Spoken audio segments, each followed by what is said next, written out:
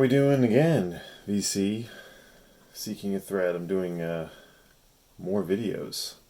Yes, I got a few more ideas. Want to do a couple of quick ones. These are going to go right to upload.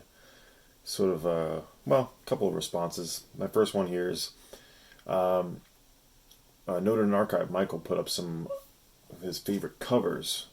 I believe he picked 10. And, you know, it's an easy one to sort of like jump in on and be like, oh, let's look at some good covers. There's so many good ones, and I decided to pick 10 of my own. Actually, I think I picked 12, but whatever. I didn't think too much about these. It was kind of like whatever came to mind real first. So let's just get into it. Some of my favorite covers of any genres of records I have. This is ESG, the first EP, produced by Martin Hannett on the 99 label. Iconic cover. There they are on the back too. The ladies of ESG, and one guy actually. But I just love this design. So simple, so groovy. I think it sort of even sums up how they sound, which is just singular, like funk, sort of disco, post-punk, groove. Martin Hannett recorded this and just did a fantastic job. It's on the 99 Records label, but has been reissued many times and compiled. ESG, first EP, beautiful cover, and on the 99 label, and a great label. I try to collect as many of those titles as I can. Get into some of my reggae. This is one of my favorite Jackie Mittoo covers, probably my favorite Jackie Mittoo. If you don't know, Jackie's a legendary pianist and organist. Played in the original Scotalites, was a big-time session musician for Studio One, and would later move to Toronto and just keep making more dub and instrumental sort of rocksteady songs or music. I have a bunch of Jackie Mittoo. Love Jackie. There he is in the back.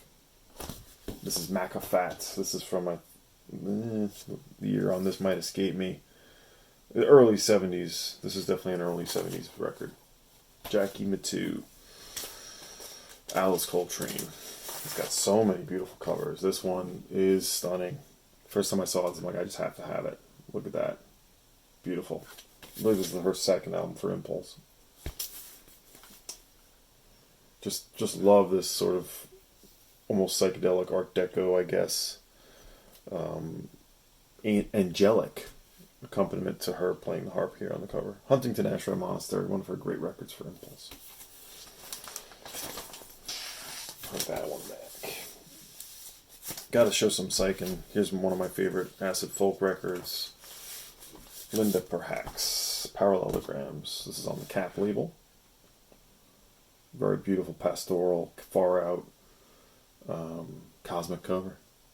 Linda, beautiful record. One of the iconic folk psych records you'll ever hear. Lyrics on the back. This is from 1969. I'm sorry, no, this is actually from 1970. Get that right. A little more psych, and this next one is one of the early records I bought. One of the earliest psych records I bought for sure. This is Half Shash and the Colored Coat, an English sort of art group, and it's called Featuring the Human Host and the Heavy Metal Kids. Yes, heavy metal, but just a super duper cosmic, destructive, but sort of, I don't know, maybe even tranquil cover. Lovely. Love it. Love the... I got some ringworm on the cover here, but nothing to take away from this. I mean, these guys were like art students, basically. Cool record, too. Definitely has experimental vibe to it. It stretches out. Some good instrumental pieces to it, and some vocals on this. Empire of the Sun, I think, is the big instrumental track, but the Heavy Metal Kids, you gotta love this. Alright, trying to show a little variety here. I'm a huge Townes Van Zandt record, and this one just says so much. This is the self-titled 1969 LP for Poppy. Townes Van Zandt. So vibrant, the color too. Just a simple picture, just a simple photo of him sitting at the table, thinking. I tried removing this sticker, and I started to tear. I have to probably either do some more work on it or leave it alone, but it doesn't take away from the cover for me. Just sitting and thinking. And just a pensive, thoughtful, and beautiful cover.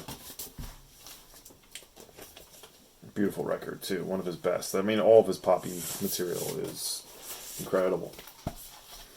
Here's another early record I bought, and I have two from this label, the Up label out of Pacific Northwest. This is the Modest Mouse compilation, Building Nothing Out of Something.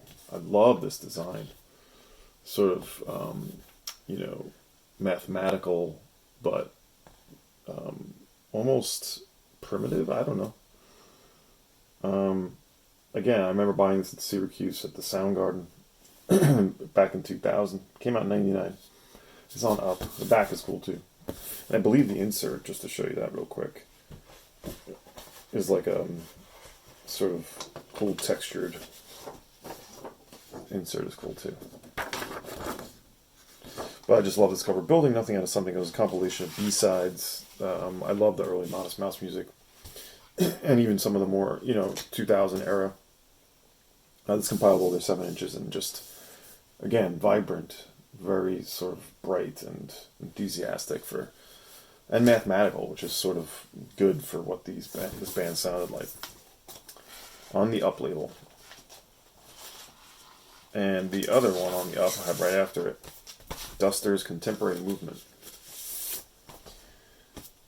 This is a great slowcore / space rock band, and this is, I don't know which airport this is, I should have looked that up, but I believe it is an airport. Could be international, but it kind of reminds me of Yankee Hotel Foxtrot, that cover, which is also a great cover.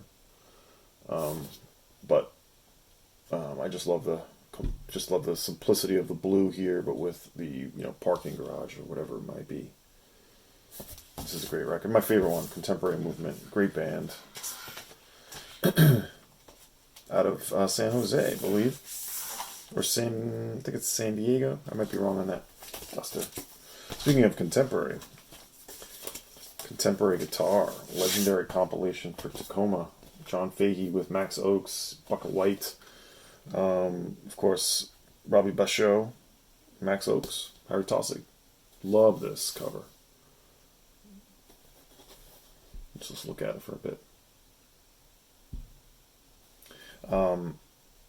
He had a lot of psychedelia in his covers, and his music sort of would sometimes touch on that with tape manipulations and tape, cut-ups, and some of that stuff fused in with John Fahey with his sort of instrumental Americana.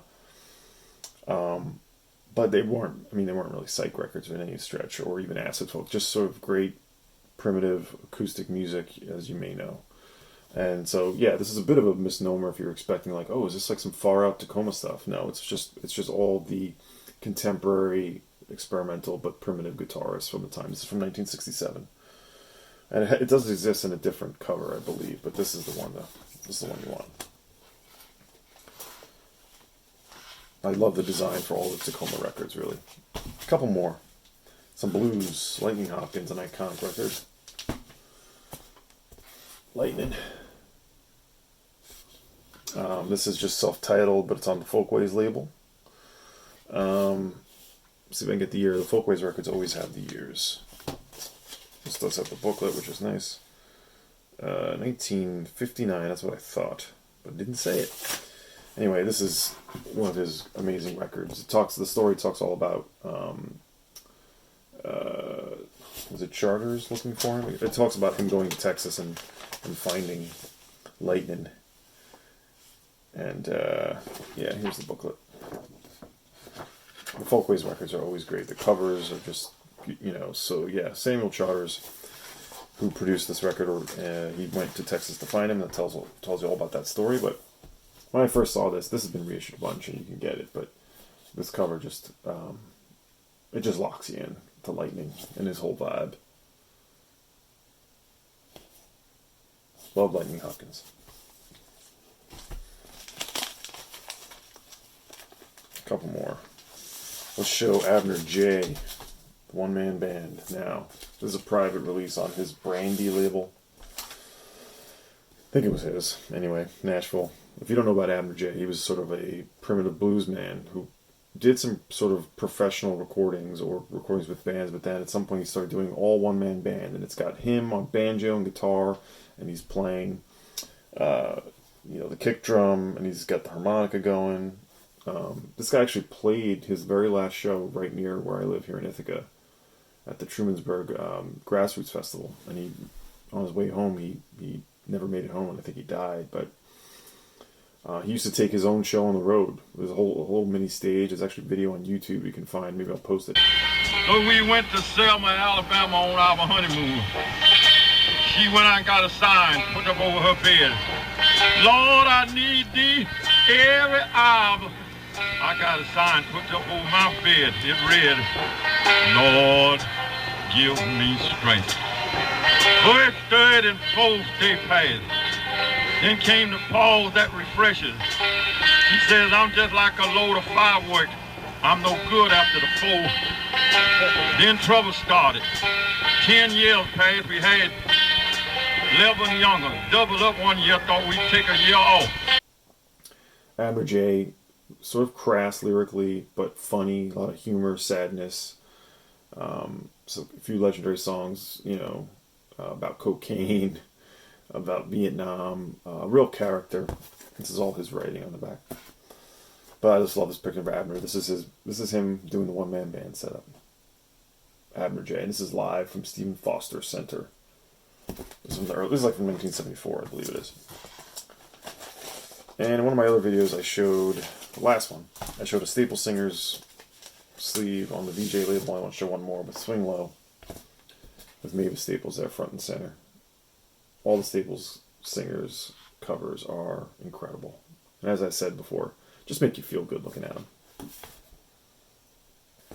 It's Mavis with Pops in the background, and Purvis. Just divine music and feel-good music. Alright, that's it. Just want to show those. Thanks, Michael, for starting that thread. I don't know if anyone else is responding to it, but I figured I would. That's about it. Just gonna get this one up quick. And check it out. Take care. Check out my other videos. Radio shows coming up. Be well.